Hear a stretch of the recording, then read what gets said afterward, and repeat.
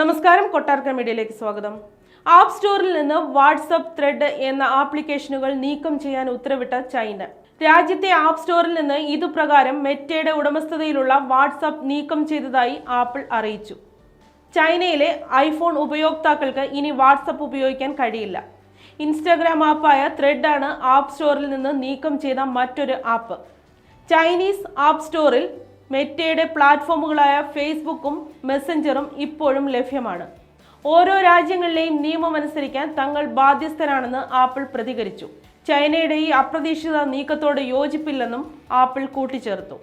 Apple കമ്പനിയുടെ നിലപാട് ഈ വിഷയത്തിൽ തർക്കങ്ങൾക്കില്ലെന്ന് തന്നെയാണ്. ആപ്ലിക്കേഷനുകൾ നീക്കം ചെയ്തത് ചൈനയിലെ ഇന്റർനെറ്റ് റെഗുലേറ്ററായ സൈബർ സ്പേസ് അഡ്മിനിസ്ട്രേഷൻ സുരക്ഷാ പ്രശ്നം ചൂണ്ടിക്കാട്ടിയതോടെയാണ്. ചൈനയിൽ ആപ്പിളിന്റെ ഐഫോൺ വിൽപ്പന സ്മാർട്ട് ഫോൺ വിപണിയിലെ വൻ മത്സരം മൂലം ഈ വർഷം ആദ്യം തന്നെ ഇടിഞ്ഞിരുന്നു. 24% ഈ കാലയളവിൽ ഐഫോൺ വിൽപ്പന കുറഞ്ഞത്.